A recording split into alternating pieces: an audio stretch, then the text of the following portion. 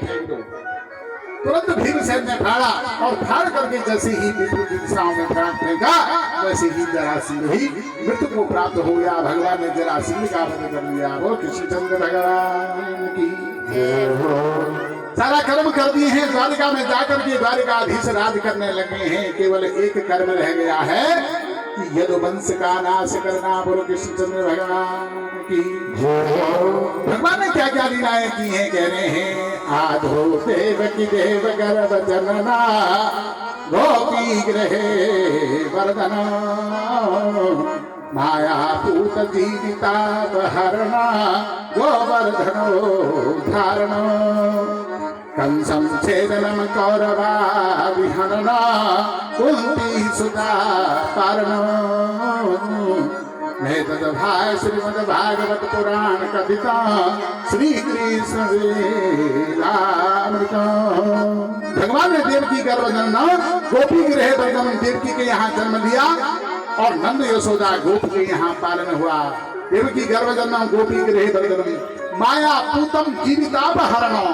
माया पूतना आदि अनेक मायावी राक्षसों का वध करके जीवों का ताप का जिन्होंने हरण किया। जीवितापहरण गोवर्धनो धारणम गोवर्धन पर्वत को धारण किया है। कंसम छेदनम कौरवादि हरणम कंस का छेदन कौरवादियों कौरवों का हरण किया है। और कुंती सुता पालन कुंती के पुत्रों की तरफ धर्म की तरफ जो है धर्म लेकर के धर्म का आश्रय लेकर के पांडवों के साथ रही। ऐतत् श्रीमद् भागवत पुराण कथितम श्री कृष्ण लीलामृतम। यही श्रीमद् भागवत महापुराण का रस एक श्लोक में है। माता श्रोतागण आज यदुवंश का नाश करना रह गया है। जब ऐसे सुखदेव मुनि महाराज ने कहा तो महाराजा परीक्षित जी कहने लगे हे महाराज जी क्या कह रहे हो राजो होगा। महाराजा परीक्षित जी कह रहे हैं ब्राह्मणा बदन्याना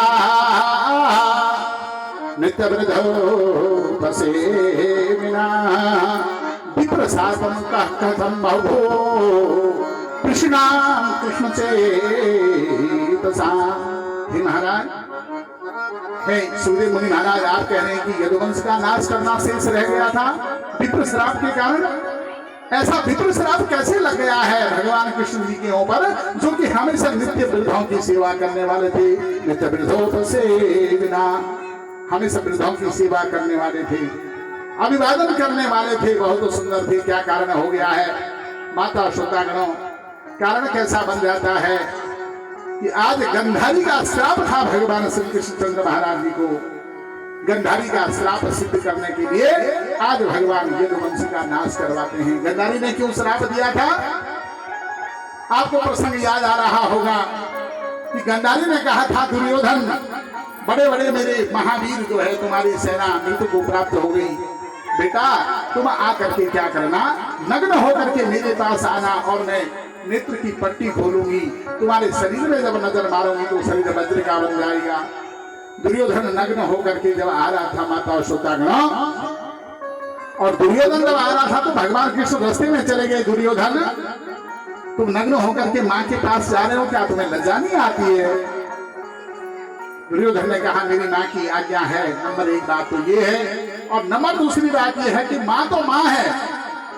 जिस माँ का मैंने स्तनपान किया है जिस माँ के गर्भ में मैंने जन्म लिया है जिस माँ के योनि द्वार से मेरा जन्म हुआ है उस माँ को देख करके मेरी क्या लज्जा है। लेकिन भगवान कृष्ण का मर्यादा ऐसा नहीं कहती है। माँ तो है लेकिन अब तुम जवान हो गए हो युवा हो गए हो इसलिए दुर्योधन ठीक नहीं है। माता श्रोतागणों दुर्योधन ने अपने गुप्तांगवा जो है वस्त्र लगा दिया है एक पत्ता लगा दिया है छाल लगा दी है वृक्ष की और जैसे ही गए आज गंधारी के सामने पर जैसे ही दुर्योधन गया गांधारी ने तुरंत अपने आंखों की पट्टी को खोला और पट्टी को खोल करके जब नजर मारी तो सारा शरीर तो दुर्योधन का वज्र का बन गया। लेकिन जहाँ केले के छाल लगी हुई थी वो जगह कच्ची पड़ गई है जगह कच्ची पड़ गई। जब युद्ध होने लगा महाभारत का युद्ध होने लग गया है तो भीमसेन और दुर्योधन दोनों गदा युद्ध कर रहे हैं। दोनों के दोनों बलराम के शिष्य थे। अब तो लड़ रहे हैं गदावार हो रहा है दोनों बराबर में रह गए हैं। भीमसेन जो है पटकता जा रहा है दुर्योधन को लेकिन दुर्योधन भी कोई कम बड़ा योद्धा नहीं था। दुर्योधन का सारा शरीर वज्र का बना हुआ था। गदा उछल रही है कौमुद नाम की गदा। जब भीमसेन प्रहार कर रहे हैं तो गदा कौमुद उस गदा का नाम था। वो कौमुद नाम की गदा वापिस आ रही है, उछल रही है। भगवान कृष्ण समझ गए हैं अब तो भीमसेन तुम्हारे द्वारा इस प्रकार से दुर्योधन का वध करना बहुत असंभव है। भगवान कृष्णचंद्र महाराज जी ने सेन किया, ऐसे जंघे पे मारा अपनी जंघे में, और अपनी जंघा में जैसे ही मारा भीमसेन समझ गए हैं, तुरंत गदा को दूर से फेंका और कौमुद नाम की गदा जाकर के दुर्योधन की जंघा में लगती है। जंघा में लगते ही, जंघा टूटते ही देखा गंधारी ने क्या मेरे सारे पुत्र मारे गए हैं, जिसको मैंने वज्र का बनाना था उसको भी छल करके कृष्ण ने छल किया है। श्राप दे देती है, हे कृष्ण जैसे मेरे सारे वंश को तूने नष्ट करवाया है, वंशा अग्नि उत्पन्न करवाई है, चाचा और ताऊ के बेटों को लड़वाया है, ये एक वंश है, और कुरुवंश के अंदर में तुमने वंशाग्नि करके जो है सारा वंश नष्ट कर दिया है। मैं श्राप देती हूँ, मैं गंधारी हूँ, मैं पतिव्रता नारी हूँ, क्योंकि मैंने अपने पति को जन्मांध से, मेरे पति जन्मांध थे, तो उस प्रण को पूरा करने के लिए गंधारी ने भी आंखों में पट्टी बांधी रही है। मैं भी दुनिया को नहीं देखूंगी, क्योंकि मेरे पति क्या है, नेत्रहीन है। इससे बड़ा धर्म क्या हो सकता था। मैं श्राप दे देती हूँ कि एक दिन तेरा भी वंश नष्ट होगा। माता अशोकागणों, आज वही वंश नष्ट होने का समय आ गया है। इस श्राप को स्वीकार करना पड़ा भगवान कृष्णचंद्र महाराज जी को। अब तो क्या करते हैं, सारा लीलाएं तो जब हो गई है, तो एक दिन जो है शंकोद्वार तीर्थ में, पिंगारक तीर्थ में जो है सप्त ऋषि लोग वहां बैठे थे। सप्त ऋषि मुनि जब वहां पर बैठे हुए हैं, अपना ब्रह्म अनुष्ठान कर रहे हैं, ब्रह्म ज्ञान का एक अनुष्ठान कर रहे थे, तो वहां ग्वाले बाले चले गए हैं। और ग्वाले बाल गए, जब ग्वाले बाल वहां गए तो उन्होंने कहा ऐसा करते हैं यार, इन ऋषियों की आज परीक्षा ले लेते हैं। और ऋषियों की परीक्षा लेने के लिए जामवंती का एक पुत्र था साम। भगवान कृष्ण जी के ही जामवंती के गर्भ से अनेक अनेक प्रकार से पुत्र उत्पन्न हुए। एक जामवंती से ही नहीं, भगवान कृष्णचंद्र महाराज ने उपमन्यु को गुरु बनाया और उपमन्यु जी से पंचाक्षर मंत्र की शिक्षा ली।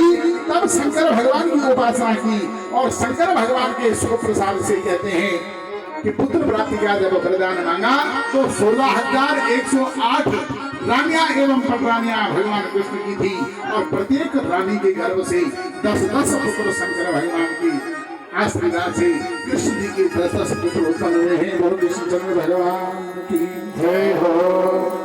आज क्या कर दिया है कि जामवंती का पुत्र जो साम था, साम के ऊपर में सुंदर कपड़े लगा करके एक महिला का रूप बना दिया है, और महिला का रूप बना करके ऋषि मुनियों के साथ जा रहे हैं, समीप जा रहे हैं और कह रहे हैं पृष्ठो गुजरती साक्षा प्रभुता भूगदहे सरा प्रसो संति पुत्र कामा किस्ति संगमे सती।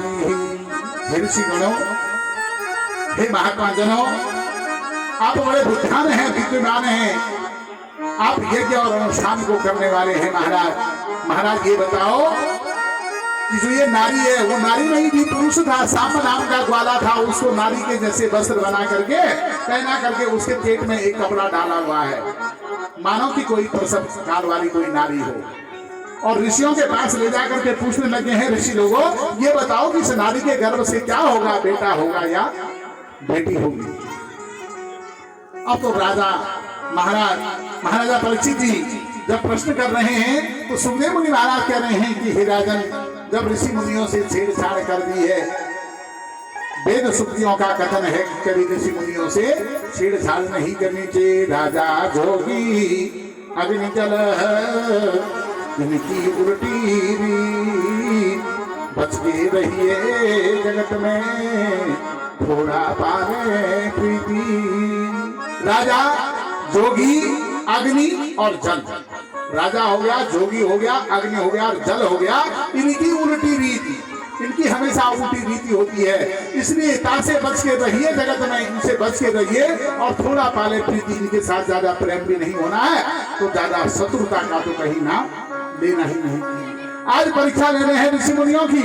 ऋषि मुनि बड़े क्रोधित हो गए हैं और क्रोधित होकर के कह दिया है, अरे तुम हमसे पूछ रहे हो क्या जन्म लेगा, जाओ भूसरम कुलनासन। इस नारी के गर्भ से वो जन्म लेगा, वो मूसल जन्म लेगी, जिससे तुम यदुवंशियों का वंश नाश हो जाएगा। जब ऐसे श्राप दे दिया है ऋषियों ने, तो ग्वाल वालों ने देखा जहां कपड़ा रखा था पेट में, वहां हाथ लगाया, तब तक लोहे की मूसल वहां तैयार हो गई। अरे तो लोहे की मूसल हो गई है, क्या कर दिया जाए? जाकर के महाराजा उग्रसेन को बता दिया है, क्योंकि भगवान कृष्णचंद्र जी ने कंस का वध करने के बाद फिर उग्रसेन जी को राजा बना दिया था। भगवान से नहीं बोला, कृष्ण से नहीं बोला, राजा जी को पूछने लगे हैं उग्रसेन जी को, महाराज क्या करना चाहिए? महाराज उग्रसेन ने आज्ञा दे दी, तुम ऐसा करो कि इस मूसल को तोड़ो और तोड़ करके नदी में प्रवाहित कर दो। माता और श्रोतागणों तुरंत क्या करते हैं सारे ग्वाल वाले कि उस मूसल को तोड़ा और मूसल को तोड़ करके नदी में प्रवाहित कर दिया। लेकिन नदी में जैसे ही प्रवाहित किया, वैसे ही जो है ये मूसल जो है बहते बहते बहते प्रभास क्षेत्र में चली गई है।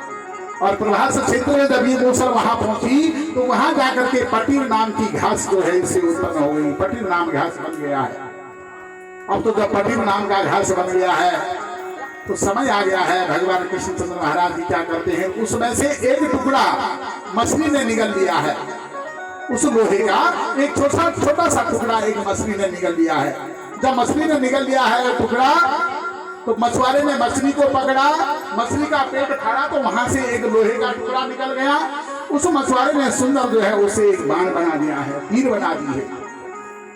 इधर से ग्वाल वालों को कहा, हे ग्वाल वालों, अब हमको जो है द्वारिका में नहीं रहना चाहिए, हमको ऐसा करना चाहिए कि अब हमको जो है पिंडारा के क्षेत्र प्रभास क्षेत्र की ओर चले जाना चाहिए। भगवान श्री नारायण कृष्ण जी के प्रिय सखा उद्धव जी महाराज थे, उद्धव जी को कह रहे श्री भगवान होगा गच्छो धवा मया दृष्टो बद्रियाखा ममाश्रम तत्र मदपाद तीर्थोदे स्नानो स्पर्शमे शुचि। हे उद्धव, हे मित्र, तुम ऐसा करो, तुम न तो यहाँ द्वारिका में रहो और नहीं तुमको प्रभास क्षेत्र जाना है। तुमको क्या करना है कि बद्री नारायण घूमने चले जाओ। विशाल भगवान की बद्री नारायण में जाओ। बद्राखा ममाश्रम, बद्री नारायण में मेरा आश्रम है, वहां जाकर के तुम रहो। और तत्र मदपाद तीर्थो दे, वहां पर मेरे चरणों से निकलता हुआ जल है, जिसको हम सप्त कुंड कहते हैं, जिसमें गर्म जल है। बोलो कृष्ण भगवान की। उस जल का स्नान करना। भगवान देखो अपने भक्त का कितना बड़ा ख्याल रखते हैं। और अलकनंदा का केवल दर्शन करना। बोलो कृष्णचंद्र भगवान की जय हो। क्योंकि वहां पर जो है अलकनंदा का बहुत तेज बहाव है, और वो हिमालय के उस खंड में है कि अगर वहां पर ठंडे जल से अगर नहाएंगे बोल करके, तो कहीं मेरे भक्त को ज्यादा ठंड न हो जाए, ये अकड़ न जाए। इसने कह दिया है कि केवल बद्री विशालापुरी में अलकनंदा के केवल दर्शन करना और मेरे चरणों से निकले हुए जल से तुम स्नान करना, और मैं समय आने पर तुमको बद्री नारायण ढूंढने मिलूंगा। उद्धव जी महाराज को वहां से जो है विदा कर दिया है, और इधर जाकर के कह दिया है सारे अपने गणों से, अपने जो जितना भी ग्वाल वाले थे, जितने भी गोप गोपियां थी, श्री भगवान होगा ऐसा घोरा महो ताता द्वारवत्या यमके तवा मुहूर्तमपि नास्ते मात्र यद इस समय है ग्वाल वालों, हे यदुवंशियों, अब हमें यहाँ नहीं रहना चाहिए।